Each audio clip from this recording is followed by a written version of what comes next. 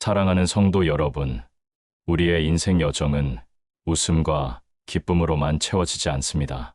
때때로 우리는 감당하기 힘든 슬픔과 고통 앞에서 속절없이 눈물을 쏟아낼 때가 있습니다. 사랑하는 이와의 이별 앞에서 흘리는 아픔의 눈물, 풀리지 않는 삶의 문제 앞에서 흘리는 답답함의 눈물, 간절히 기도했지만 응답되지 않는 좌절의 눈물, 그리고 자신의 연약함과 죄책감 때문에 흘리는 후회의 눈물까지. 우리의 눈물은 너무나도 다양하고 그 무게 또한 이루 말할 수 없습니다. 이처럼 소리 없이 흐르는 눈물이 과연 무슨 의미가 있을까? 그저 슬픔과 고통의 증거일 뿐 아무것도 해결해주지 못하는 헛된 것이 아닐까 하는 의문에 사로잡힐 때도 있습니다. 그러나 사랑하는 여러분, 성경은 우리의 눈물을 단 한 방울도 헛되이 여기지 않으신다고 분명히 말씀합니다. 오늘 이 시간 우리는 하갈과 한나의 이야기를 통해 우리의 눈물이 결코 헛되지 않으며 그것이 하나님께 다 하늘에 기록되는 가장 정직하고 간절한 기도임을 함께 묵상하며 우리의 눈물이 하나님의 손길로 위로받는 귀한 시간이 되기를 소망합니다. 성경에는 자신의 처절한 상황 속에서 눈물로 하나님께 나아갔던 수많은 믿음의 선진들이 등장합니다. 그들의 눈물은 단순한 슬픔의 표현이 아니라 하나님을 향한 가장 깊은 호소이자 가장 강력한 기도였습니다. 먼저 아브라함의 여종 하갈의 이야기를 떠올려 보십시오. 하갈은 사라의 불임으로 인해 아브라함에게서 이스마엘을 낳았지만 이후 사라에게 학대받아 광야로 쫓겨났습니다. 사막 한가운데서 물이 떨어지고 어린 아들 이스마엘마저 죽어가는 것을 지켜봐야 했던 하갈의 심정은 그야말로 절망 그 자체였습니다. 아들이 죽어가는 모습을 차마 볼 수 없어 떨어진 곳에 앉아 대성통곡했던 하갈의 눈물은 비참한 상황에 처한 한 여인의 모든 것을 담은 고통의 외침이었습니다. 그녀는 지쳐서 말조차 할 수 없었지만 성경은 하나님께서 그 아이의 소리를 들으셨다고 기록합니다. 하나님께서는 하갈의 말 없는 눈물, 죽어가는 아들의 처절한 울음소리를 들으시고 그녀의 눈을 밝히사 광야에 샘물이 있는 것을 보게 하셨습니다. 하갈의 눈물은 하나님께 다 생명의 물을 가져오는 기적적인 응답으로 돌아왔습니다. 그녀의 눈물은 단순히 아픔의 표시가 아니라 하나님의 마음을 움직인 강력한 기도였습니다. 다음으로 사무엘의 어머니 한나의 눈물 또한 우리의 마음에 깊은 울림을 줍니다. 한나는 하나님을 경외하는 여인이었지만 그녀에게는 아이를 낳지 못하는 큰 슬픔이 있었습니다. 그녀의 남편 엘가나에게는 자녀를 낳은 또 다른 아내 브닌나가 있었고 브닌나는 한나를 끊임없이 괴롭히며 그녀의 마음에 상처를 주었습니다. 매년 제사를 드리러 실로에 올라갈 때마다 한나는 눈물을 흘리며 하나님께 간절히 기도했습니다. 성경은 그녀가 마음이 괴로워서 여호와께 기도하고 통곡하며 기도했다고 기록합니다. 엘리 제사장은 한나가 술에 취한 줄로 오해할 정도로 그녀의 기도는 간절했지만 소리내어 말하지 못하는 깊은 침묵의 기도였습니다. 그러나 하나님께서는 그 여인의 침묵 속의 눈물, 즉 마음의 간절한 호소를 들으셨습니다. 그녀의 눈물은 하나님께 닿았고 결국 하나님께서는 그녀에게 아들 사무엘을 허락하셨습니다. 한나의 눈물은 하나님과의 깊은 교제를 이루는 매개체가 되었고 그녀의 아픔은 영광스러운 사무엘의 어머니라는 축복으로 변모했습니다. 사랑하는 성도 여러분, 하갈과 한나의 이야기는 우리에게 눈물은 하나님께 닿는다는 분명한 진리를 가르쳐 줍니다. 우리가 말로 표현할 수 없는 깊은 슬픔과 고통 속에 있을 때 우리의 눈물 자체가 하나님을 향한 가장 정직하고 순수한 기도가 됩니다. 하나님은 우리의 모든 눈물을 아시고 우리의 아픔을 가장 깊이 이해하고 공감하시는 분이십니다. 시편 56편 말씀은 우리의 눈물이 하나님께 얼마나 소중한지 감동적으로 전합니다. 나의 유리함을 주께서 계수하셨사오니 나의 눈물을 주의 병에 담으소서. 이것이 주의 책에 기록되지 아니하였나이까. 여기서 다윗은 자신이 방황하며 흘렸던 모든 눈물을 하나님께서 기억하고 계시며 그것을 마치 귀한 보물처럼 주의 병에 담아두신다고 고백합니다. 이 말씀은 우리의 모든 아픔과 슬픔을 하나님께서 세밀하게 알고 계시며 잊지 않고 계신다는 가장 따뜻한 위로입니다. 우리의 눈물은 하나님 앞에서는 결코 하찮은 것이 아니며 오히려 그분의 관심과 사랑의 대상이 된다는 것을 깨닫게 합니다. 하나님의 그 넓은 품 안에는 우리의 모든 눈물을 담을 공간이 충분합니다. 그렇다면 이 진리를 붙든 우리는 어떻게 눈물의 의미를 재발견하고 삶 속에서 하나님과의 더 깊은 만남을 가질 수 있을까요? 첫째, 눈물을 숨기려 하지 말고 정직하게 하나님께 가져가십시오. 슬픔이나 고통 속에서 눈물이 흐를 때 우리는 때때로 나약하게 보일까봐 혹은 주님을 향한 불신앙처럼 보일까 봐 눈물을 감추려 합니다. 그러나 우리의 눈물은 우리의 진정한 마음을 가장 잘 드러내는 정직한 언어입니다. 우리의 모든 아픔과 고통을 있는 그대로 주님께 올려드리는 용기를 가지십시오. 둘째, 눈물 속에서 하나님의 위로를 구하십시오. 눈물을 흘리는 순간 우리는 우리의 약함을 가장 깊이 인정하게 됩니다. 이때 우리는 우리 자신의 힘으로는 도저히 해결할 수 없는 문제 앞에서 오직 하나님만이 우리의 위로자여 해결자이심을 고백하게 됩니다. 우리의 눈물을 통해 하나님께서는 가장 가까이 오셔서 우리를 위로하시고 새 힘을 주십니다. 셋째, 눈물을 통해 다른 이들의 아픔에 공감하십시오. 자신의 아픔 속에서 흘리는 눈물이 다른 사람의 눈물을 볼 수 있는 영적인 눈을 열어줍니다. 우리가 아픔을 겪고 눈물을 흘려봤기에 우리는 같은 고통 속에 있는 이웃들을 더 깊이 이해하고 사랑으로 품을 수 있습니다. 우리의 눈물이 더 나아가 다른 이들을 위한 중보의 눈물이 될 때 그 눈물은 더욱 큰 하나님의 역사를 이루어 갈 것입니다. 사랑하는 성도 여러분, 지금 혹시 여러분의 마음속에 쌓인 눈물 때문에 힘겨워하고 계십니까? 고통의 강물이 여러분을 덮어버릴 것 같다고 느끼십니까? 낙심하지 마십시오. 하나님은 여러분의 눈물을 결코 외면하지 않으십니다. 하갈과 한나의 눈물을 들으시고 응답하셨듯이 오늘 여러분의 모든 눈물을 알고 계시고 그 모든 눈물을 하늘에 기록하고 계십니다. 눈물로 드린 기도는 결코 헛되지 않습니다.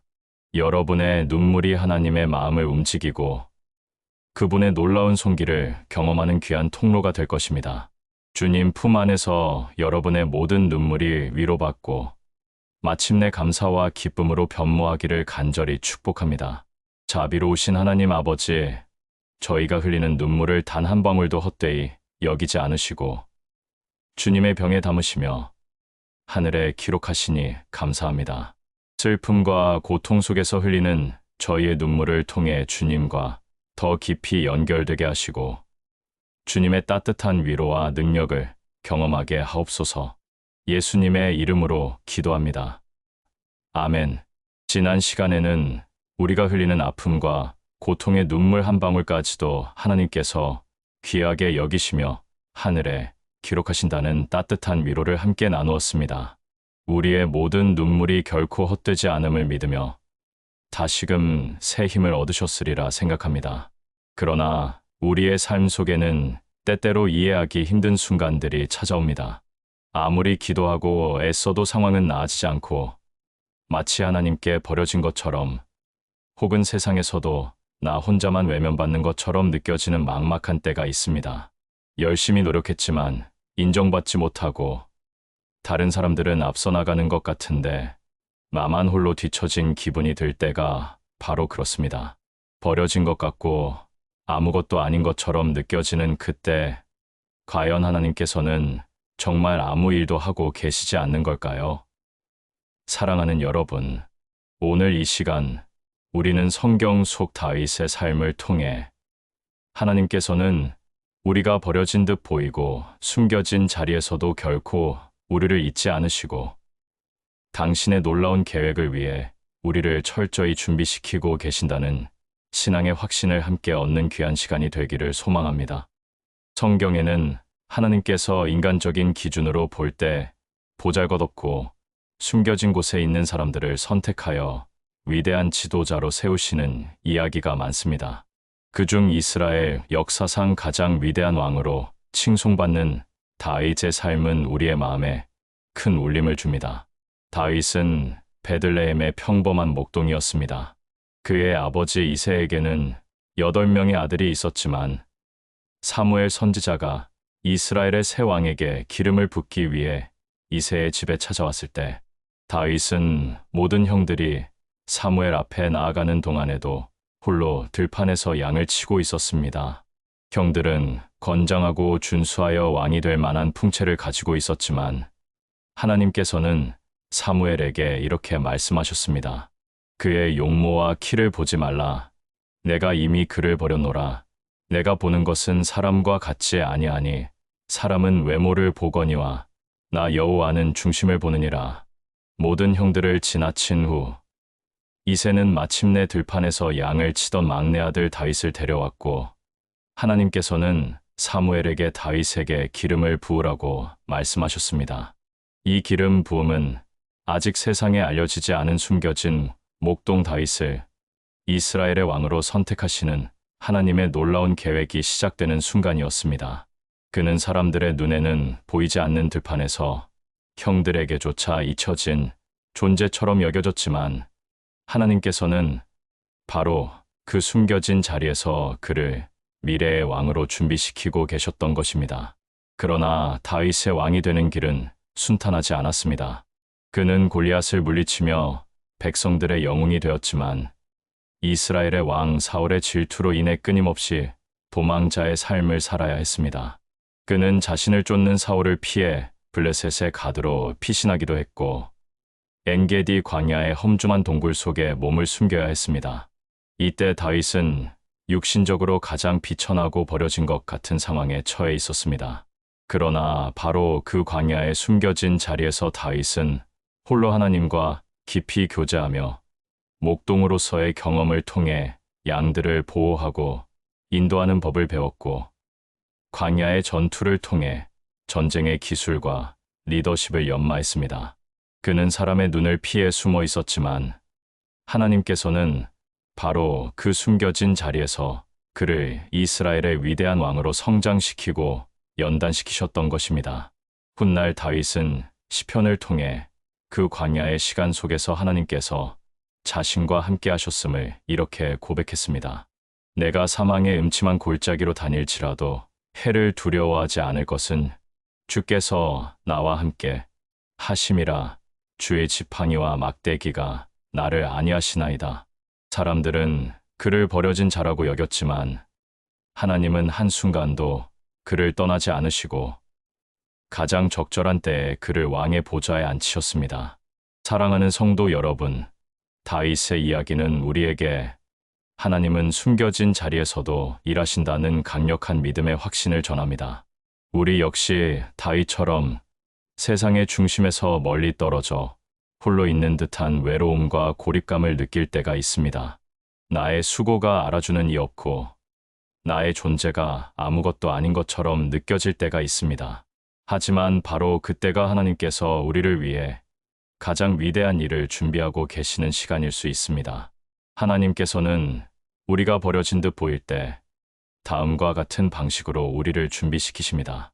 첫째, 겸손과 인내를 가르치십니다. 사람들의 시선에서 벗어나 숨겨진 곳에 있을 때 우리는 나의 연약함과 한계를 깨닫고 겸손해집니다. 또한 하나님의 때를 기다리며 인내하는 법을 배웁니다. 이러한 겸손과 인내는 하나님께서 우리를 큰 일에 사용하시기 위한 필수적인 영적 자질입니다. 둘째, 깊이 있는 영적 성장을 이루십니다. 다윗이 광야에서 하나님과 독대하며 영적인 뿌리를 내렸듯이 우리가 세상의 소음에서 벗어나 홀로 하나님과 마주할 때 우리의 믿음은 더욱 깊어집니다. 이 숨겨진 시간은 우리를 영적으로 성숙시키고 말씀과 기도로 충만하게 하며 흔들리지 않는 신뢰를 쌓게 합니다. 셋째, 예상치 못한 기술과 재능을 연마하게 하십니다. 들판에서 양을 치며 목숨 걸고 짐승과 싸웠던 다윗의 경험은 훗날 이스라엘을 이끌 위대한 군사 지도자로서의 능력을 길렀습니다. 우리의 숨겨진 시간 속에서 하나님께서는 우리가 생각지도 못한 기술, 재능 혹은 지혜를 배우게 하십니다. 이 모든 것은 하나님께서 우리에게 주실 미래의 사명을 위한 귀한 준비 과정입니다. 한 성도님의 간증입니다. 권사님은 오랫동안 교회를 섬기며 여러 직분들을 맡아 누구보다 열심히 봉사하셨다고 합니다. 그러나 갑작스러운 건강 악화로 모든 직분을 내려놓고 집에서 요양해야 하는 상황이 되었습니다.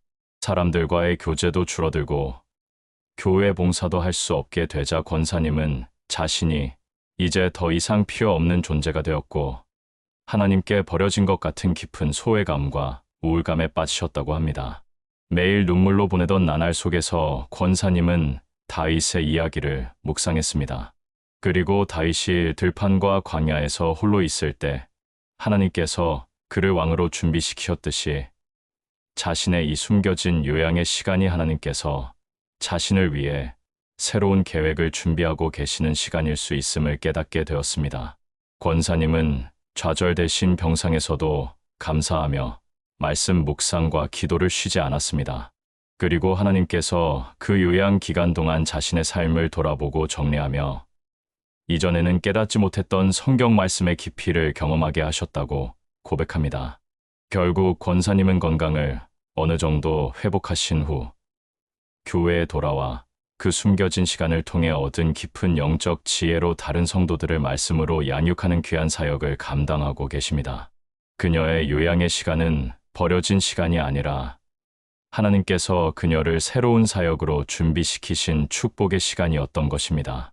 사랑하는 성도 여러분, 지금 혹시 여러분의 삶이 들판의 다윗처럼 숨겨진 자리, 버려진 듯한 고독 속에 있습니까?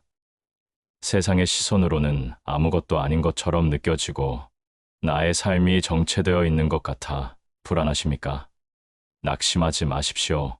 하나님께서는 지금 그 자리에서 여러분을 위해 가장 귀한 것을 준비하고 계십니다. 그분은 결코 여러분을 버리지 않으시며 숨겨진 자리에서도 쉬지 않고 일하고 계십니다. 하나님의 손길을 믿고 인내하십시오. 여러분의 숨겨진 시간이 마침내 하나님의 영광을 드러내는 가장 빛나는 순간으로 변모할 것입니다. 자비로우신 하나님 아버지, 저희가 버려진 듯 보이고 숨겨진 자리에 있을 때에도 저희를 잊지 않으시고 가장 선한 것을 준비하고 계시니 감사합니다. 불안과 조급함을 내려놓고 주님의 신실한 손길을 신뢰하며 겸손과 인내로 주님을 기다리게 하옵소서. 저희의 숨겨진 시간이 마침내 주님의 영광을 드러내는 귀한 도구가 되게 하여 주시옵소서. 예수님의 이름으로 기도합니다. 아멘. 지난 시간에는 우리가 아무리 버려진 듯 보이고 숨겨진 자리에 있을지라도 하나님께서는 그때조차도 우리를 위해 가장 선한 것을 준비하고 계심을 묵상했습니다. 우리의 삶은 하나님의 주권적인 계획과 섭리 안에 있음을 확신하며 감사드립니다. 그러나 우리의 연약한 본성은 여전히 우리를 불안하게 만들고 좌절에 빠지게 하곤 합니다. 나는 부족해서 안 돼. 나는 능력이 없어. 나는 너무 약해. 우리는 자신의 부족함 앞에서 한없이 작아지고 하나님께서 과연 나 같은 사람을 사용하실 수 있을까 하는 의문에 사로잡힐 때가 있습니다.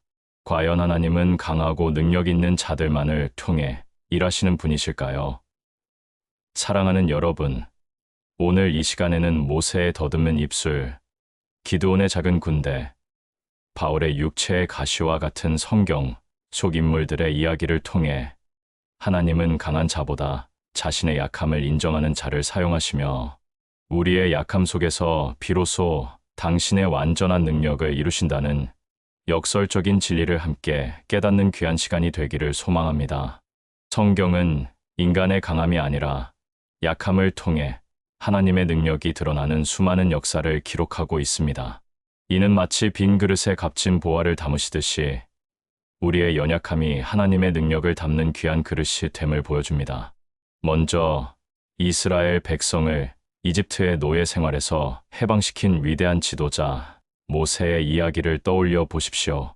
하나님께서 떨기나무 불꽃 가운데서 모세를 부르셨을 때 모세는 자신은 말을 잘하지 못하는 입이 뻣뻣하고 혀가 둔한 자라고 변명했습니다. 그는 파라오 앞에 가서 이스라엘 백성을 내보내라고 말할 자격이 없다고 생각했고 백성들 또한 자신을 믿지 않을 것이라고 두려워했습니다. 그의 능력은 그야말로 약함 그 자체였습니다. 그러나 하나님께서는 그런 모세에게 내가 내 입과 함께 있어 할 말을 가르치리라고 약속하셨고 그의 형 아론을 말하는 자로 붙여주셨습니다. 인간적인 관점에서는 도저히 이집트의 강력한 파라오를 대적할 수 없는 보잘것없는 인물이었지만 하나님께서는 모세의 더듬는 입술을 통해 기적적인 10가지 재앙을 내리시고 홍해를 가르시며 마침내 이스라엘 백성을 자유로 이끄셨습니다. 모세의 말더듬이 약점은 하나님의 크신 능력을 더욱 빛나게 하는 통로가 되었던 것입니다. 다음으로 이스라엘을 미디안의 압제에서 구원한 기드온의 이야기도 빼놓을 수 없습니다. 미디안 군대가 메뚜기 떼처럼 몰려와 이스라엘을 유린하던 절망적인 상황에서 하나님께서는 기드온을 이스라엘의 구원자로 부르셨습니다. 그러나 기드온은 자신을 므낫세 중에 극히 약한 자여 내 아버지 집에서 가장 작은 자라고 소개하며 자신의 약함을 인정했습니다. 이에 하나님께서는 그에게 모병된 수많은 병사들을 돌려보내게 하셨고 결국 32,000명의 대군을 단 300명의 용사로 줄이셨습니다. 적군 13만 5천 명에 비하면 터무니없이 적은 숫자, 즉 약함 그 자체였습니다. 하나님께서는 너와 함께 한 백성이 너무 많은즉 내가 미디안 사람을 그들의 손에 넘겨주지 아니하리니 이는 이스라엘이 나를 거슬러 스스로 자랑하기를 내 손이 나를 구원하였다 할까 함이니라 라고 말씀하셨습니다. 결국 하나님께서는 300명의 용사들이 횃불과 항아리, 나팔이라는 보잘것없는 무기를 들고 외친 함성을 통해 미디안 대군을 스스로 혼란에 빠지게 하여 승리를 안겨주셨습니다. 이 승리는 기드온의 능력이 아니라 오직 하나님의 능력이 온전히 드러난 역사였습니다. 그리고 신약 시대를 대표하는 위대한 사도 바울에게도 육체의 연약함이 있었습니다. 바울은 이방인의 사도로서 수많은 교회를 개척하고 복음을 전파하는 위대한 사역을 감당했습니다. 그러나 그에게는 지워지지 않는 육체의 가시가 있었습니다. 바울은 이 육체의 가시가 너무나 고통스러워 하나님께 3번이나 이것을 없애달라고 간구했습니다. 그러나 하나님께서는 그에게 놀라운 답변을 주셨습니다. 나에게 이르시기를 내 은혜가 내게 족하도다. 이는 내 능력이 약한 데서 온전하여짐이라 하시지라. 이 말씀을 듣고 바울은 기꺼이 자신의 약함을 자랑했습니다. 자신의 약함을 통해 그리스도의 능력이 머물게 될 것이기 때문입니다. 그의 육체의 가시는 그를 늘 겸손하게 했고 그의 능력이 아닌 오직 하나님의 능력만을 의지하게 만들었으며 그 결과 복음이 더욱 강력하게 전파될 수 있었습니다. 사랑하는 성도 여러분, 모세, 기드온, 바울의 이야기는 우리에게 하나님은 우리의 약함 속에서 완전한 일을 이루신다는 분명한 희망과 진리를 알려줍니다. 우리가 나의 약함을 솔직하게 인정하고 하나님 앞에 내어놓을 때 하나님께서는 비로소 우리의 약함을 당신의 능력으로 바꾸시는 놀라운 역사를 시작하십니다. 하나님께서 우리의 약함을 사용하시는 이유는 다음과 같습니다. 첫째, 하나님만을 의지하게 하기 위함입니다. 우리가 강하다고 생각할 때 우리는 나의 능력과 지혜를 의지합니다. 그러나 나의 약함을 인정할 때 우리는 오직 하나님만이 유일한 우리의 피난처여 힘이 됨을 깨닫고 그분만을 전적으로 의지하게 됩니다. 둘째, 모든 영광을 하나님께 돌리게 하기 위함입니다. 우리의 약함 속에서 하나님의 능력이 드러날 때 그 결과가 아무리 위대할지라도 누구도 자신의 공로를 자랑할 수 없게 됩니다. 오직 하나님께만 영광을 돌리게 되는 것입니다. 이것이 바로 하나님께서 원하시는 가장 온전한 예배입니다. 셋째, 다른 연약한 이들을 향한 공감과 섬김을 가능하게 하기 위함입니다. 자신이 약함을 경험해 본 사람은 다른 사람의 약함을 정죄하지 않고 오히려 깊이 이해하며 따뜻한 마음으로 그들을 섬길 수 있게 됩니다. 우리의 약함이 다른 사람들에게는 위로와 희망의 통로가 되는 것입니다. 한 성도님의 간증입니다. 권사님은 극심한 무대 공포증으로 인해 사람들 앞에서 말하는 것조차 힘들어했다고 합니다. 그런 자신에게 교사 직분을 맡기는 교회를 이해할 수 없었지만 순종하는 마음으로 맡게 되었다고 합니다. 그러나 사람들 앞에 서면 얼굴이 붉어지고 목소리가 떨려 아무 말도 제대로 할 수 없었기에 매번 눈물로 후회하는 나날을 보냈다고 합니다. 포기하고 싶은 순간, 권사님은 바울의 육체의 가시 이야기를 묵상하게 되었습니다. 내 은혜가 내게 족하도다 이는 내 능력이 약한 데서 온전하여짐이라. 권사님은 이 말씀을 붙들고 자신의 약함까지도 하나님께 기쁨으로 내어놓기 시작했습니다. 놀랍게도 그는 여전히 사람들 앞에 서면 떨리고 긴장했지만 그때마다 하나님의 능력이 자신을 통해 역사하고 있음을 강하게 느끼게 되었다고 합니다. 어느새 그의 서툰 말과 떨리는 목소리가 오히려 더 진정성 있게 성도들에게 다가갔고 그의 간증은 많은 사람들에게 큰 위로와 도전이 되었습니다. 권사님은 이제 자신의 무대 공포증이 하나님을 더욱 의지하게 만드는 귀한 통로가 되었다고 고백합니다. 사랑하는 성도 여러분, 지금 혹시 여러분의 약점 때문에 주님 앞에 설 면목이 없다고 느끼십니까? 나의 부족함이 하나님의 일을 방해한다고 생각하십니까? 절대 그렇지 않습니다.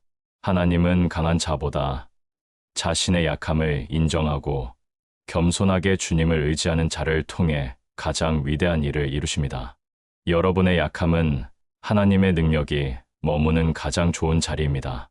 그분의 은혜가 여러분의 모든 약함 속에서 온전해질 것이라는 믿음을 굳게 붙들고 나아가십시오. 여러분의 약함이 하나님의 영광을 드러내는 가장 아름다운 간증이 될 것입니다. 전능하신 하나님 아버지, 저희의 연약함을 아시고 그 약함 속에서 완전한 일을 이루시는 주님의 능력을 찬양합니다. 저희의 부족함 때문에 좌절하지 않게 하시고 오직 주님만을 의지하며 주님의 은혜가 저희에게 족함을 고백하게 하옵소서. 그리하여 저희의 약함이 주님의 영광을 드러내는 통로가 되게 하여 주시옵소서. 예수님의 이름으로 기도합니다. 아멘. 지난 시간에는 우리의 약함까지도 하나님께서 당신의 능력으로 바꾸어 사용하신다는 놀라운 진리를 묵상하며 새 힘을 얻었습니다. 우리의 삶이 아무리 부족하고 연약할지라도 하나님의 손길 안에서는 위대한 일들이 일어날 수 있음을 믿습니다. 그러나 우리의 믿음의 여정에서 또 다른 어려운 도전은 바로 기다림입니다. 우리는 살면서 크고 작은 문제 앞에서 늘 조급해합니다. 왜 응답이 없을까? 하나님은 왜 침묵하시는 걸까? 너무 늦는 건 아닐까? 우리의 시간표에 맞춰 모든 일이 즉각적으로 해결되기를 바라지만 하나님께서는 종종 우리의 기대와는 다른 느린 발걸음으로 움직이시는 것처럼 보입니다. 과연 하나님의 침묵은 우리에 대한 거절일까요? 그분의 느린 움직임은 우리에게 너무 늦는 것일까요? 사랑하는 여러분, 오늘 이 시간 우리는 마르다와 마리아가 경험했던 나사로의 이야기를 통해 하나님은 결코 늦지 않으시며 언제나 가장 정확하고 완벽한 때에 응답하신다는 진리, 즉 지연은 거절이 아니다라는 하나님의 시간표를 함께 묵상하는 귀한 시간이 되기를 소망합니다. 예수님께는 특별히 사랑하셨던 가족이 있었습니다. 바로 베다니 마을의 마르다와 마리아, 그리고 그들의 오라버니 나사로였습니다. 어느 날 나사로가 병이 들어 죽게 되었습니다. 마르다와 마리아는 예수님께 사람을 보내 급히 소식을 전했습니다. 주님, 사랑하시는 자가 병들었나이다. 그들은 예수님께서 오시면 나사로의 병을 고쳐주실 것이라고 굳게 믿었습니다. 예수님은 이 소식을 들으셨지만 놀랍게도 그가 있던 곳에서 이틀을 더 머무셨습니다. 인간적으로 볼 때 위급한 상황에서 이틀이라는 지연은 납득하기 어려운 일이었습니다. 결국 예수님이 베다니에 도착했을 때 나사로는 이미 죽어서 무덤에 있은 지 나흘이나 된 후였습니다. 마르다는 예수님을 만나자마자 터져나오는 감정을 주체하지 못하고 이렇게 말했습니다. 주님이 여기 계셨더라면 내 오라버니가 죽지 아니하였겠나이다. 마르다의 고백 속에는 예수님을 향한 믿음과 함께 주님께서 너무 늦으셨다는 안타까움과 원망, 그리고 깊은 슬픔이 뒤섞여 있었습니다. 마리아 또한 예수님의 발 앞에 엎드려 똑같은 말을 반복하며 울었습니다. 그들에게는 예수님의 방문이 늦었고 모든 희망이 사라진 것처럼 보였습니다. 이미 죽어 냄새가 나기 시작한 나사로 앞에서 예수님은 어떻게 응답하셨을까요? 예수님께서는 먼저 내 오라버니가 다시 살아나리라고 말씀하셨고 마르다에게 이렇게 선포하셨습니다. 나는 부활이여 생명이니 나를 믿는 자는 죽어도 살겠고 무릇 살아서 나를 믿는 자는 영원히 죽지 아니하리니 이것을 내가 믿느냐. 그리고 나사로가 묻힌 무덤으로 가셔서 나사로야 나오라 고 외치시자 놀랍게도 나사로가 죽은 지 나흘 만에 다시 살아나 걸어 나왔습니다. 이 기적은 단순한 병 고침의 수준을 넘어섰습니다. 병든 자를 고치는 것보다 죽은 자를 살리는 것이 훨씬 더 큰 영광을 드러내는 일이었던 것입니다. 예수님께서는 당신의 늦음이 하나님의 더 큰 영광을 위한 것임을 미리 말씀하셨습니다. 이 병은 죽을 병이 아니라 하나님의 영광을 위하며 하나님의 아들이 이로 말미암아 영광을 받게 하려 함이라. 예수님의 지연은 거절이 아니었으며 오히려 하나님의 가장 위대한 능력과 영광을 드러내시기 위한 완벽한 타이밍이었습니다. 사랑하는 성도 여러분, 마르다와 마리아의 이야기는 우리의 조급한 마음과 하나님의 시간표 사이의 간극을 분명하게 보여줍니다. 우리도 종종 우리의 눈에는 너무 늦은 것처럼 보이는 하나님의 응답 앞에서 낙심하거나 의심합니다. 그러나 우리는 하나님의 시계가 우리와는 다르게 움직인다는 것을 기억해야 합니다. 하나님께서는 우리가 보기에 늦었다고 생각하는 그 순간에도 다음과 같은 방식으로 일하고 계십니다. 첫째, 더 큰 영광을 드러내기 위함입니다. 마르다의 오라버니 나사로를 병 고침으로 살리는 것도 기적이었지만 죽어 썩은 지 나흘이 된 나사로를 살리신 것은 비교할 수 없는 더 큰 기적이었고 하나님의 영광을 온전히 드러내는 일이었습니다. 우리가 답답하게 기다리는 그 순간은 하나님께서 우리 삶 속에 더 크고 놀라운 계획을 완성하시기 위한 퍼즐 조각들을 맞추시는 시간일 수 있습니다. 둘째, 우리의 믿음을 연단하고 성장시키기 위함입니다. 지연의 시간은 우리로 하여금 하나님의 약속을 더 굳게 붙들고 인내하며 기다리게 합니다. 이 과정 속에서 우리는 나의 뜻이 아닌 하나님의 뜻을 구하고 그분의 신실하심을 온전히 신뢰하는 믿음의 사람으로 성장하게 됩니다. 우리의 조급함이 내려놓아질 때 비로소 하나님의 완벽한 타이밍을 깨달을 수 있습니다. 셋째, 다른 사람들에게 증거가 되기 위함입니다. 나사로의 소생은 단순히 한 가족의 기쁨을 넘어 예수님이 부활이요 생명이심을 증거하여 많은 사람들이 주님을 믿게 하는 강력한 증거가 되었습니다. 우리의 기다림 또한 단순히 개인적인 고통이 아니라 다른 이들에게 하나님의 살아계심과 신실하심을 증언하는 귀한 간증이 될 수 있습니다. 한 성도님의 간증입니다. 권사님은 몇 년 동안 간절히 기도했던 자녀의 문제가 있었습니다. 기도를 시작한 지 10년이 넘어도 해결될 기미조차 보이지 않아 매번 주님, 언제까지 기다려야 합니까? 주님은 왜 이렇게 늦으십니까? 라며 눈물로 호소했다고 합니다. 주변에서는 이미 포기하라고 하거나 이 문제는 가망이 없다는 말까지 들었습니다. 권사님도 어느 순간 지쳐서 이제 더 이상 기도하지 않고 모든 것을 내려놓으려던 찰나 나사로의 이야기를 묵상하게 되었습니다. 나흘이 지나야 예수님이 오셨다는 말씀. 이 병은 하나님의 영광을 위함이라 하는 말씀이 권사님의 마음속에 깊이 다가왔습니다.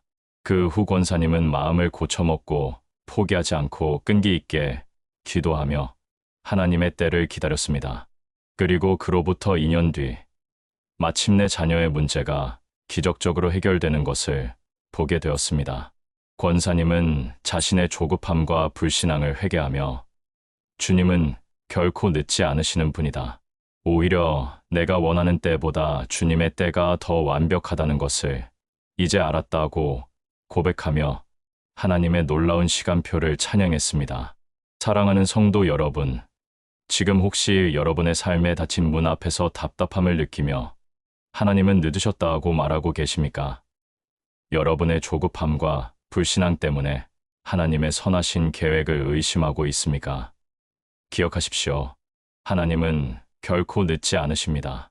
그분의 지연은 거절이 아니라 하나님의 가장 위대한 능력과 영광을 드러내기 위한 가장 완벽한 타이밍입니다. 우리의 조급함을 내려놓고 하나님의 변치 않는 신실하심을 굳게 붙드십시오. 그분은 언제나 여러분을 위해 가장 선하고 아름다운 것을 준비하고 계십니다.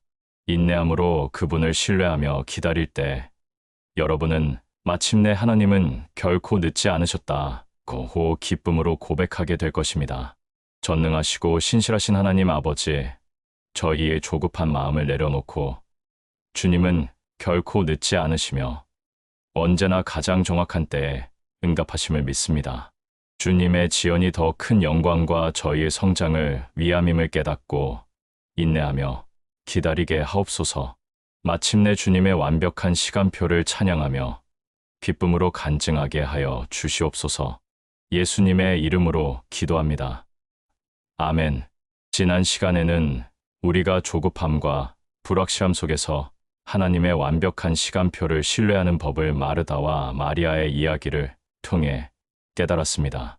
우리의 믿음의 여정은 이처럼 하나님의 크신 섭리 안에서 견고해지지만 이 땅에서의 삶은 여전히 우리에게 크고 작은 짐을 지우며 지치게 합니다.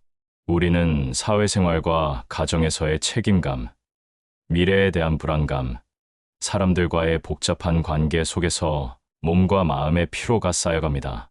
육신적인 피로뿐 아니라 영적인 고갈감, 즉 기도의 동력을 잃고 말씀을 읽어도 은혜가 없는 공허함에 시달리기도 합니다. 더 이상 버틸 힘이 없어 모든 것을 포기하고 싶은 순간, 과연 우리는 어디에서 참된 회복과 평안을 얻을 수 있을까요?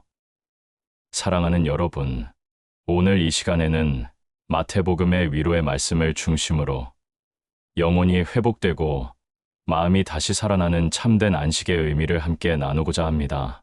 진정한 쉼은 문제 해결보다 주님 품 안에 머무는 것에서 시작된다는 사실을 함께 깨닫는 귀한 시간이 되기를 소망합니다. 우리의 삶이 무거운 짐처럼 느껴질 때 예수님께서는 우리를 향해 너무나도 따뜻하고 간절한 초대의 말씀을 주십니다. 수고하고 무거운 짐진 자들아, 다 내게로 오라. 내가 너희를 쉬게 하리라. 이 말씀은 단순히 육체적으로 피곤한 사람만을 부르는 것이 아닙니다. 죄와 절망, 염려와 근심, 세상의 욕심과 실패 속에서 영혼의 무게를 견디지 못하고 지쳐있는 모든 사람을 향한 예수님의 깊은 긍휼과 사랑의 초대입니다. 예수님께서는 우리가 짊어진 무거운 짐들을 홀로 감당하려 애쓰지 말고 자신의 한계를 인정하고 그분께 나아오라고 말씀하십니다. 내가 너희를 쉬게 하리라. 이 약속은 우리에게 참된 안식과 회복의 길을 열어줍니다. 세상이 주는 쉼은 일시적이고 피상적일 수 있지만 예수님이 주시는 쉼은 영혼 깊은 곳까지 다다르는 근본적인 회복입니다. 이어지는 예수님의 말씀은 우리가 어떻게 참된 쉼을 얻을 수 있는지 가르쳐 줍니다. 나는 마음이 온유하고 겸손하니 나의 멍에를 메고 내게 배우라 그리하면 너희 마음이 쉼을 얻으리니 이는 내 멍에는 쉽고 내 짐은 가벼움이라 하시니라. 예수님의 멍에를 맨다는 것은 그분의 가르침을 따르고 그분의 방식대로 살아가는 것을 의미합니다. 세상의 멍에는 우리를 억압하고 더 큰 짐을 지우지만 예수님의 멍에는 우리를 자유롭게 하고 가벼운 짐을 지웁니다. 우리가 우리의 뜻대로 살아가려고 애쓸 때는 모든 것이 무겁고 버겁게 느껴집니다. 그러나 우리의 뜻을 내려놓고 예수님을 따르고 배울 때 그분께서 우리의 무거운 짐을 대신 짊어지시고 참된 쉼을 허락하십니다. 쉼은 단순히 일을 멈추는 것이 아니라 주님의 통치 아래로 들어갈 때 비로소 경험되는 영적인 상태인 것입니다. 사랑하는 성도 여러분, 우리가 마음이 지쳤을 때 하나님은 우리에게 다음과 같은 참된 쉼을 허락하십니다. 첫째, 하나님은 우리의 모든 짐을 맡기라고 하십니다. 우리는 종종 나의 짐은 내가 져야 한다고 생각하며 힘겹게 끌고 갑니다. 그러나 예수님께서는 그 짐들을 당신께 가져오라고 초청하십니다. 우리의 모든 근심, 염려, 불안, 두려움, 그리고 죄의 짐까지도 주님께 내려놓으십시오. 우리가 감당할 수 없는 그 모든 짐을 기꺼이 짊어져 주시는 분이 바로 우리 주님이십니다. 둘째, 쉼은 주님의 임재 안에서 시작됩니다. 육체적인 쉼은 잠시의 회복을 주지만 마음의 참된 쉼은 주님 품 안에서 경험됩니다. 우리가 주님의 음성을 듣기 위해 조용한 시간을 갖고 말씀 안에서 주님의 마음을 알아가고 뒤도로 주님과 깊이 교제할 때 우리는 세상이 줄 수 없는 평안과 안식을 얻게 됩니다. 문제의 해결 여부와 상관없이 주님 안에 거하는 것 자체가 참된 쉼이 됩니다. 셋째, 주님은 우리의 지친 영혼에 새 힘을 불어넣으십니다. 이사야 선지자는 오직 여호와를 앙망하는 자는 새 힘을 얻으리니 복수리가 날개치며 솟아오름 같을 것이요 라고 선포했습니다. 우리가 지쳐 쓰러져 포기하고 싶을 때, 우리의 힘이 아닌 주님을 의지하고 바라볼 때 그분께서는 우리의 영혼을 소생시키시고 독수리가 솟아오르듯 새로운 능력을 부어주십니다. 이 힘은 육체적인 힘을 넘어선 영적인 힘이며 우리를 모든 어려움 속에서도 굳건히 서게 합니다. 한 성도님의 간증입니다. 권사님은 몇 년째 해결되지 않는 가정 문제와 사업의 어려움 속에서 극심한 스트레스와 마음의 지침을 겪고 계셨습니다. 밤잠을 제대로 잘 수 없었고 모든 것이 절망적으로 느껴져 교회에 나가는 것조차 힘들어지셨다고 합니다. 그러던 중 목사님의 설교 시간에 마태복음에 수고하고 무거운 짐 진 자들아 다 내게로 오라 내가 너희를 쉬게 하리라는 말씀이 권사님의 마음을 깊이 울렸다고 합니다. 그 말씀에 붙들려 그는 자신의 모든 문제와 걱정을 예수님 발 앞에 내려놓기 시작했습니다. 처음에는 습관처럼 다시 염려의 짐을 지게 되었지만 끊임없이 그 말씀을 붙들고 주님께 모든 것을 맡기는 연습을 했다고 합니다. 놀랍게도 권사님에게 가장 먼저 찾아온 것은 문제 해결이 아니라 마음의 평안이었습니다. 더 이상 밤잠을 설치지 않게 되었고 무기력했던 영혼이 회복되기 시작했습니다. 이 평안 속에서 그는 하나님께서 자신의 삶을 새롭게 인도하고 계심을 깨닫게 되었고 점차 가정 문제와 사업의 어려움 속에서도 새로운 지혜와 해결책을 찾을 수 있게 되었습니다. 권사님은 이제 문제 해결보다 더 큰 은혜가 주님의 품 안에서 누리는 참된 쉼이라고 간증합니다. 사랑하는 성도 여러분, 지금 혹시 여러분의 마음이 너무 지쳐 포기하고 싶으십니까? 삶의 무게가 너무 무겁고 감당하기 어렵다고 느끼십니까? 주님께서는 지금 여러분을 향해 따뜻한 손길을 내밀고 계십니다. 여러분의 모든 짐을 그분께 맡기십시오. 주님의 품 안에서 참된 안식을 누리십시오. 쉼은 문제 해결보다 주님 품 안에 머무는 것에서 시작됩니다. 주님 안에서 여러분의 영혼이 회복되고 마음이 다시 살아나는 참된 쉼을 경험하시기를 간절히 축복합니다. 자비로우신 하나님 아버지, 수고하고 무거운 짐 진 저희를 주님께로 초청하시고 참된 쉼을 허락하시니 감사합니다. 저희의 모든 짐을 주님께 내려놓고 주님의 온유하고 겸손한 마음을 배우게 하옵소서. 그리하여 주님의 품 안에서 저희 영혼이 회복되고 마음이 다시 살아나는 참된 안식을 누리게 하여 주시옵소서. 예수님의 이름으로 기도합니다. 아멘. 지난 시간에는 마음이 지치고 무거운 짐을 짊어졌을 때 주님 품 안에 머무는 것에서 참된 쉼이 시작됨을 함께 묵상했습니다. 우리는 주님의 따뜻한 초대에 응답하여 우리의 짐을 내려놓고 회복을 경험할 수 있습니다. 그러나 우리의 삶은 쉼과 활동으로만 이어지지 않습니다. 마치 사계절이 수만하듯이 인생에도 어김없이 겨울의 계절이 찾아옵니다. 모든 것이 멈추고 잎사귀들은 시들어 떨어지며 텅 빈 나뭇가지들만이 앙상하게 남는 것처럼 우리의 삶에도 침묵과 고요함 혹은 정체와 어려움의 시기가 찾아옵니다. 노력해도 결실이 보이지 않고 희망은 멀어지는 듯하며 나의 모든 것이 얼어붙은 것처럼 느껴질 때 이 겨울의 계절은 우리에게 절망감과 함께 깊은 의문을 안겨줍니다. 과연 이 차갑고 멈추어 선 시간 속에 어떤 의미가 있을까요? 사랑하는 여러분, 오늘 이 시간 우리는 하나님이 주신 인생의 겨울을 묵상하며 겨울의 침묵 속에서도 하나님은 우리를 잊지 않고 계시며 오히려 더 깊이 뿌리를 내리게 하여 자라게 하신다는 영적 성숙의 메시지를 함께 나누는 귀한 시간이 되기를 소망합니다. 자연은 우리에게 인생의 귀한 진리를 가르쳐 줍니다. 나무들이 울창한 여름과 풍성한 가을을 보내고 나면 반드시 춥고 황량한 겨울을 맞이합니다. 이때 나무는 모든 잎을 떨구고 겉으로는 아무런 생명 활동도 하지 않는 것처럼 보입니다. 차가운 바람을 맞으며 앙상한 가지만 남은 나무는 마치 죽은 것처럼 보이기까지 합니다. 그러나 겨울은 나무에게 죽음의 시간이 아닙니다. 오히려 나무는 보이지 않는 땅 속에서 더 깊이 뿌리를 내리고 새로운 봄을 맞이하기 위한 에너지를 응축하는 가장 중요한 준비의 시간을 가집니다.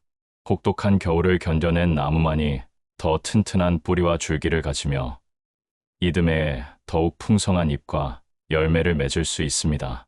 우리의 영적인 삶도 이와 같습니다. 화려한 성장의 여름과 풍성한 결실의 가을 뒤에는 반드시 침묵과 고요함, 때로는 시연이 동반되는 영적인 겨울이 찾아옵니다. 영적인 겨울은 겉으로 보기에 아무것도 자라지 않고 아무런 변화도 없는 것처럼 느껴질 수 있습니다. 우리의 기도 응답이 더디고 말씀에 대한 감동도 사라지며 열정은 식어버리고 삶의 모든 것이 정지된 것처럼 느껴질 때가 바로 우리의 영적인 겨울입니다. 시편 기자는 하나님의 인도하심을 받는 인생을 다음과 같이 비유합니다. 그는 시냇가에 심은 나무가 철을 따라 열매를 맺으며 그 잎사귀가 마르지 아니함 같으니 그가 하는 모든 일이 다 형통하리로다. 여기서 중요한 것은 철을 따라 열매를 맺는다는 말씀입니다. 나무가 사시사철 열매를 맺지 않듯이 우리 인생에도 열매를 맺는 때가 있고 잎사귀가 떨어지고 침묵하는 겨울의 계절이 있다는 것입니다. 시냇가에 심겨진 나무가 겨울에도 마르지 않는 뿌리를 통해 생명을 이어가듯이 우리의 영적인 겨울에도 하나님께서는 우리의 뿌리를 더 깊게 하시며 변함없이 우리를 돌보고 계십니다. 사랑하는 성도 여러분, 인생의 겨울은 결코 무의미한 시간이 아닙니다. 하나님께서는 그 침묵과 고요함 속에서 다음과 같은 방식으로 우리를 자라게 하십니다. 첫째, 뿌리를 깊게 하는 시간입니다. 모든 것이 멈추어 선 것처럼 보이는 겨울은 사실 겉으로 드러나는 활동보다는 내면의 깊이를 더하는 시기입니다. 우리가 세상적인 목표나 외적인 성취에 매달리지 않고 하나님의 말씀에 더 깊이 뿌리를 내리고 그분의 뜻을 묵상하는 시간입니다. 침묵하는 겨울을 통해 우리의 믿음의 뿌리는 더욱 견고해지고 흔들림 없는 신앙의 기초를 다지게 됩니다. 둘째, 불필요한 것을 가지치게 하는 시간입니다. 겨울이 되면 나무는 불필요한 잎을 떨어뜨려 영양분 소모를 줄이고 이듬해 새로운 성장을 준비합니다. 우리의 인생의 겨울도 마찬가지입니다. 하나님께서는 이 시간을 통해 우리의 삶에서 불필요한 욕심, 거짓된 자아, 세상적인 집착과 같은 잎사귀들을 가지치게 하십니다. 이 과정은 때로는 아프고 쓰라리지만 이를 통해 우리는 더욱 본질적이고 순수한 존재로 정화됩니다. 셋째, 내면의 힘과 본질적인 소망을 회복하는 시간입니다. 외부적인 활동이 줄어들면 우리는 자연스럽게 내면으로 시선을 돌리게 됩니다. 겨울의 침묵 속에서 우리는 하나님의 임재를 더 깊이 경험하고 세상이 주는 일시적인 만족이 아닌 하나님이 주시는 영원한 소망을 새롭게 발견하게 됩니다. 이 내면의 힘과 소망은 다가올 봄의 풍성한 열매를 맺는 근원이 됩니다. 한 성도님의 간증입니다. 권사님은 수십 년간 활발하게 교회 봉사와 선교, 사역에 헌신하시며 왕성한 활동을 하셨다고 합니다. 그러다 몇 년 전 갑작스러운 큰 병으로 인해 모든 활동을 중단하고 병원과 집에서 요양하는 시간을 가지게 되셨습니다. 활동적인 성품의 권사님에게 이 기간은 그야말로 인생의 겨울처럼 느껴졌다고 합니다. 아무것도 할 수 없고 자신의 존재 가치가 사라진 것 같아 깊은 우울감에 빠지기도 했습니다. 그러나 권사님은 이 시간이야말로 하나님께서 자신에게 주신 특별한 시간임을 깨닫고 말씀, 묵상과 기도를 더욱 깊이 했습니다. 그는 이전에 바빠서 돌아보지 못했던 자신의 내면을 들여다보고 하나님과의 관계를 더욱 친밀하게 만드는 것에 집중했습니다. 이 과정을 통해 권사님은 자신의 삶에서 불필요한 욕심들을 내려놓고 오직 하나님 한 분만으로 만족하는 기쁨을 경험했습니다. 몇 년 후 건강이 많이 회복되어 다시 활동을 시작하셨을 때 권사님은 인생의 겨울이 없었다면 저는 더 깊이 뿌리내리지 못하고 영적으로 교만했을 것입니다. 겨울의 침묵 속에서 하나님은 저를 다시 만드셨습니다. 라고 간증했습니다. 그의 영성은 이전보다 훨씬 깊어졌고 그의 말과 삶에서는 겨울을 통해 얻은 지혜와 인내가 고스란히 묻어났습니다. 사랑하는 성도 여러분, 지금 혹시 여러분의 삶에 차갑고 텅 빈 인생의 겨울이 찾아와 있습니까? 모든 것이 멈추고 고요하며 아무런 희망도 보이지 않는 것 같아 힘드십니까? 낙심하지 마십시오. 겨울은 끝이 아니라 새로운 생명을 위한 가장 중요한 준비의 시간입니다. 하나님께서는 그 겨울의 침묵 속에서도 여러분을 잊지 않고 계시며 오히려 더 깊이 뿌리를 내리게 하시고 불필요한 것을 가지치게 하며 내면의 힘을 응축시켜 여러분을 자라게 하십니다. 다가올 영적 성장의 봄날을 기대하며 이 겨울의 계절을 하나님의 특별한 은혜로 받아들이고 인내하십시오. 여러분의 삶에 깊이 뿌리내린 믿음의 나무가 이듬해 가장 풍성한 열매를 맺게 될 것입니다. 자비로우신 하나님 아버지, 저희 인생에 찾아온 겨울의 계절 속에서도 주님의 선하신 뜻이 있음을 믿습니다. 고요한 침묵 속에서 저희의 믿음의 뿌리를 더욱 깊게 하시고 불필요한 욕심을 내려놓게 하옵소서. 인내하며 이 겨울을 견뎌내고 마침내 주님 안에서 더욱 성숙하고 풍성한 열매를 맺는 믿음의 사람 되게 하여 주시옵소서. 예수님의 이름으로 기도합니다. 아멘. 지난 시간에는 차갑고 침묵하는 인생의 겨울 속에서도 하나님께서 우리를 잊지 않으시고 깊이 뿌리내리게 하며 성장시키고 계심을 묵상했습니다.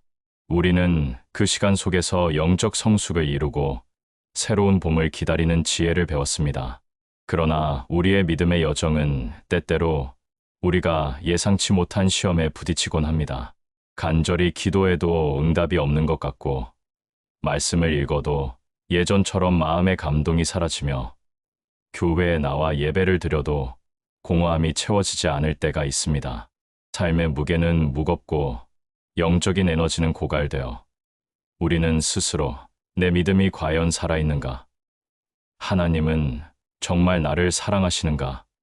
하는 의문에 빠지게 됩니다. 믿음을 잃어버린 듯한 이 막막한 순간, 과연 우리는 다시 그 뜨거웠던 믿음을 붙잡고 일어설 수 있을까요?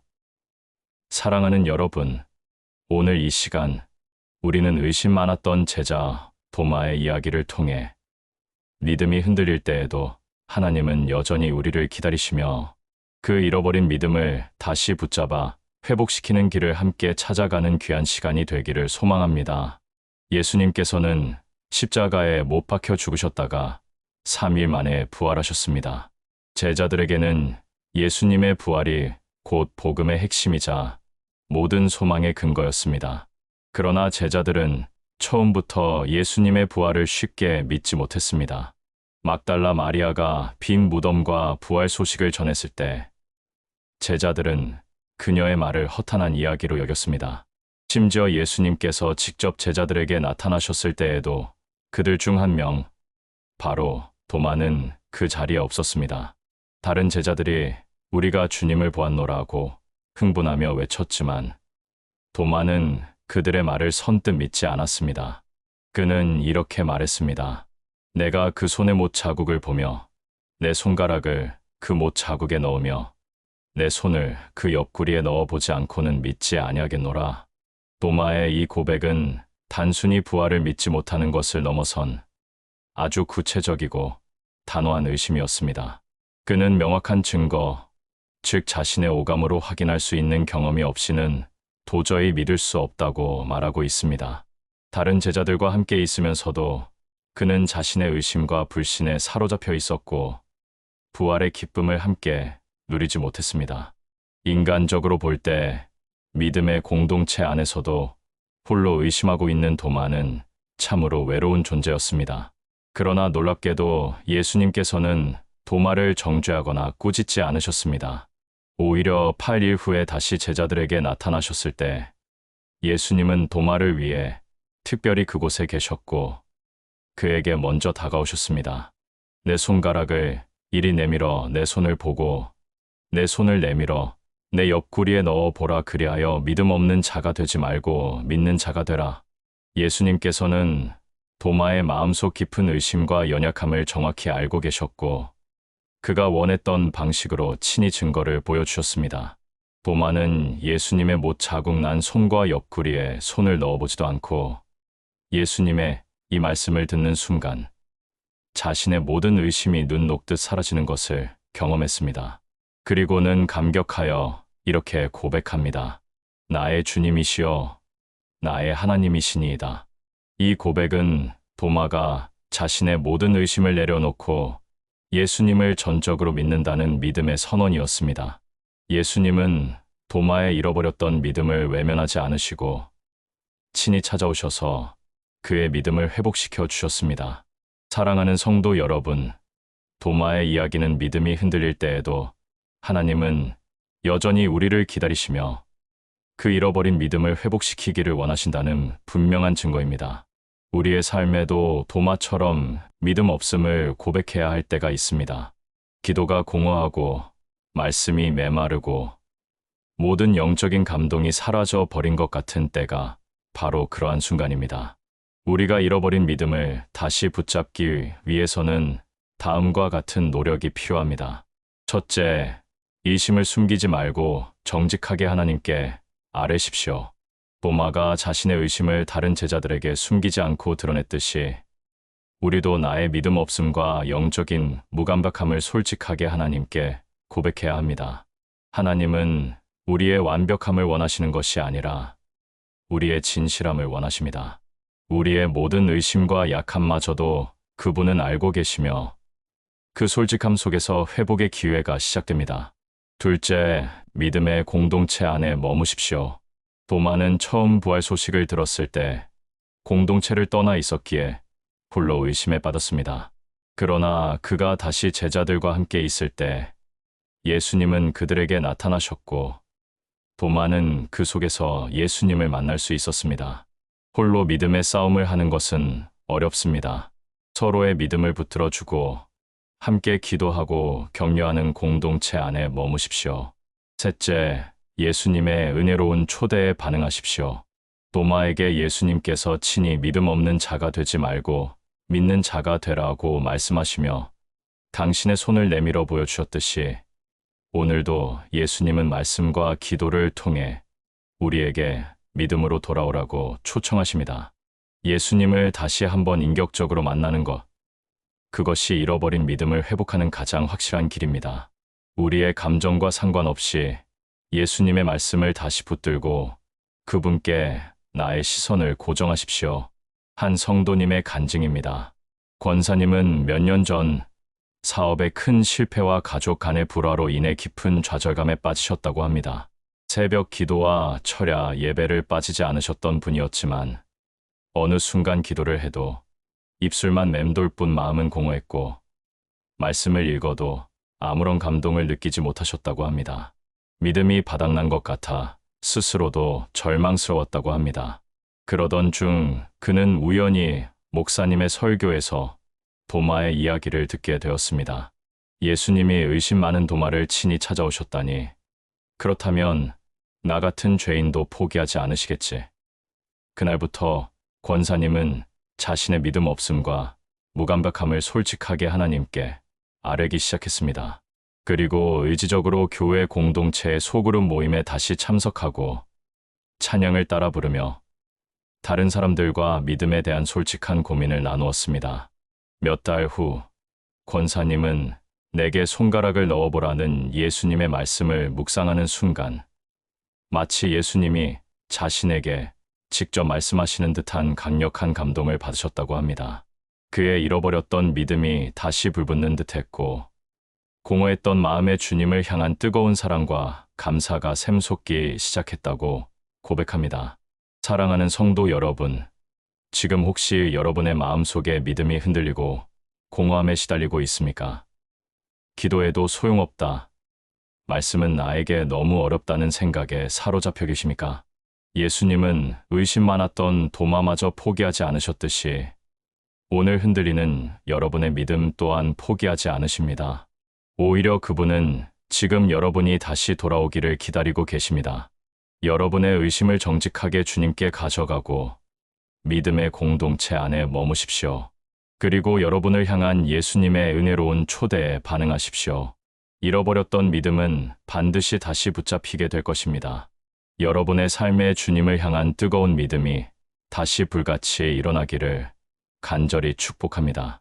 자비로우신 하나님 아버지, 저희가 믿음이 흔들리고 영적인 무감각에 빠져 있을 때에도 저희를 포기하지 않으시고 기다려 주시니 감사합니다. 저희의 모든 의심과 연약함을 주님께 아뢰오니 도마에게 그러셨듯이 저희에게도 친히 찾아오셔서 잃어버린 믿음을 회복시켜 주옵소서. 예수님의 이름으로 기도합니다. 아멘. 지난 7번의 귀한 시간 동안 우리는 하나님의 손길 눈물 속에서도 피어나는 믿음이라는 주제로 믿음의 여정을 함께 걸어왔습니다. 눈물이 기도가 되고 버려진 듯한 순간에도 하나님이 준비하시며 우리의 약함이 오히려 그분의 능력이 되고 하나님은 결코 늦지 않으심을 깨달았습니다. 마음이 지쳤을 때 주님 안에서 참된 쉼을 찾았고 인생의 겨울 속에서도 우리가 깊이 뿌리내려 성장함을 보았습니다. 그리고 잃어버렸던 믿음마저 다시 붙잡는 은혜를 경험했습니다. 이 모든 여정을 통해 우리는 하나님의 크신 사랑과 섭리를 묵상했지만 여전히 우리의 연약한 마음속에는 불안과 의심이 고개를 들 때가 있습니다. 왜 이런 고난이 나에게 찾아왔을까? 나의 앞날은 어떻게 될까? 하나님은 정말 내 모든 상황을 주관하고 계실까? 우리가 하나님의 계획을 온전히 이해하지 못할 때 우리는 어떻게 흔들리지 않는 평안을 누릴 수 있을까요? 오늘 이 마지막 시간에는 우리 인생의 모든 순간에 울려 퍼질 가장 위대한 고백, 주님은 한 번도 실수하신 적이 없습니다라는 진리를 묵상하며 하나님을 끝까지 신뢰하는 온전한 믿음의 길, 그리고 그 믿음의 완주 메시지를 함께 나누고자 합니다. 우리의 인생은 짧고 우리의 지혜는 한정되어 있습니다. 우리는 단편적인 사건만을 보고 전체 그림을 이해하기 어렵습니다. 불공평해 보이는 일들, 아무리 노력해도 해결되지 않는 문제들, 뜻하지 않은 고난들 앞에서 우리는 쉽게 좌절하고 하나님을 원망하기도 합니다. 그러나 성경은 우리의 시야를 넘어선 하나님의 거대한 섭리를 끊임없이 증언합니다. 우리가 알거니와 하나님을 사랑하는 자, 곧 그의 뜻대로 부르심을 입은 자들에게는 모든 것이 합력하여 선을 이루느니라. 이 로마서 말씀은 하나님의 변치 않는 약속입니다. 우리의 제한된 시각으로는 고통스럽고 무의미하게 느껴지는 모든 것들, 심지어 우리의 실수와 다른 이의 악한 의도까지도 하나님께서는 합력하여 궁극적으로 선을 이루신다는 것입니다. 여기서의 선은 우리가 바라는 당장의 결과가 아니라 우리를 하나님께서 원하시는 모습으로 빚어가시며 그분의 영광을 드러내는 최상의 결과입니다. 하나님의 시간표 안에서 단 한 조각의 퍼즐도 의미 없이 흩어지지 않습니다. 하나님의 완전하신 섭리와 실수가 없으심을 보여주는 대표적인 인물이 바로 욥입니다. 그는 하나님 보시기에 온전하고 정직한 사람이었습니다. 그러나 그는 하루아침에 모든 재산과 10명의 자녀를 잃고 심한 피부병에 걸려 고통 속에서 절규하는 비참한 상황에 처하게 됩니다. 그의 아내와 친구들은 욥이 죄를 지었기 때문에 이런 벌을 받는 것이라며 그를 정죄했습니다. 인간적으로 볼 때 욥은 도저히 이해할 수 없는 고난 앞에 던져진 것입니다. 그는 자신의 생일을 저주하며 죽음을 갈망할 만큼 고통스러웠지만 그 깊은 절망 속에서도 하나님에 대한 믿음을 놓지 않았습니다. 내가 모태에서 알몸으로 나왔사온 즉 또한 알몸이 그리로 돌아가올지라 주신 이도 여호와시요 거두신 이도 여호와시오니 여호와의 이름이 찬송을 받으실지니이다. 욥은 그 엄청난 고난 속에서도 모든 상황을 주관하시는 분이 하나님이심을 인정하며 그 이름을 찬양했습니다. 그리고 모든 고난의 터널을 지난 후 하나님께서는 욥에게 이전보다 갑절의 복을 주셨고 그는 평안한 여생을 보냈습니다. 욥은 고난을 통해 하나님을 단순히 귀로 듣기만 하던 존재에서 벗어나 눈으로 뵙는 깊은 영적 경험을 하게 되었습니다. 그는 자신의 고통스러운 상황을 이해할 수 없었지만 시간이 지난 후 모든 것이 하나님의 선한 계획 안에 있었음을 고백하게 되었습니다. 우리의 과거를 새롭게 해석하신 요셉의 고백도 이 진리를 분명히 증거합니다. 그는 형들의 질투로 노예로 팔려가고 억울한 누명을 쓰고 감옥에 갇히는 등 기구한 인생을 살았습니다. 그러나 이 모든 역경을 이겨내고 이집트의 총리가 되어 형들과 재회했을 때 그는 이렇게 말합니다. 당신들은 나를 해하려 하였으나 하나님은 그것을 선으로 바꾸사 오늘과 같이 많은 백성의 생명을 구원하게 하시려 하셨나니 요셉의 이 고백은 인간의 악한 의도마저도 하나님의 선하신 계획 안에서는 생명을 살리는 귀한 도구가 될 수 있음을 보여줍니다. 그의 인생에서 일어난 그 어떤 사건도 하나님의 계획 속에서 실수로 발생한 것이 없었습니다. 사랑하는 성도 여러분, 욥과 요셉의 이야기는 우리에게 하나님은 결코 실수하지 않으신다는 위대한 진리를 확신시켜 줍니다. 우리의 짧은 생각과 제한된 시야로는 다 헤아릴 수 없는 일들이 많지만 그분의 계획은 언제나 완벽하고 그분의 타이밍은 언제나 정확하며 그분의 사랑은 언제나 우리를 향해 있습니다. 인생의 여정 끝에서 우리가 주님은 한 번도 실수하신 적이 없습니다 라고 고백하며 믿음의 완주를 이루기 위해 우리는 오늘 어떤 믿음의 자세를 가져야 할까요? 첫째, 하나님의 전적인 주권을 인정하는 겸손함입니다.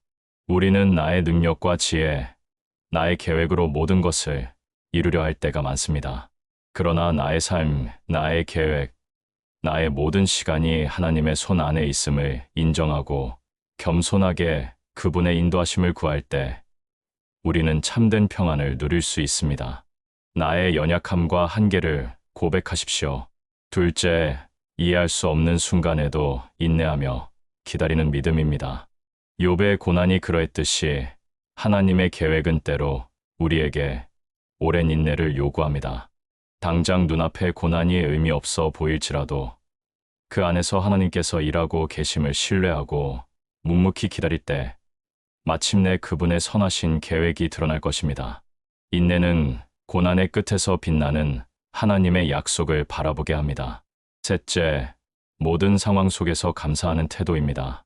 감사는 우리의 시선을 문제에서 하나님께로 돌립니다. 하나님은 결코 실수하지 않으신다는 믿음은 우리로 하여금 어떤 상황 속에서도 감사할 것을 찾게 합니다. 설령 지금은 아파도 미래의 어느 시점에 이 모든 것이 하나님의 은혜였음을 알게 될 것이라는 희망을 품고 감사하는 것입니다. 이 감사는 우리의 영혼을 치유하고 새로운 소망으로 채워줍니다. 한 성도님의 간증입니다.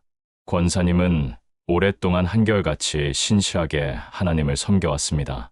그러나 노년의 삶은 예상치 못한 질병과 가족의 갈등으로 힘겨웠습니다.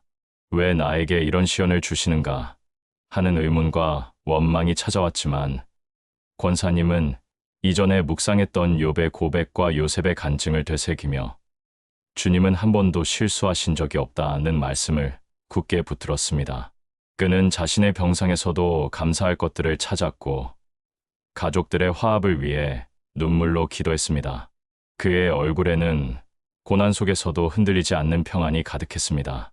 권사님은 비록 눈에 보이는 모든 문제가 해결되지는 않았지만 자신의 삶의 끝자락에서 지금까지 나의 모든 길을 인도하신 분이 주님이심을 고백합니다. 그분의 모든 계획은 선하셨고 저에게 필요한 것들만 허락하셨습니다.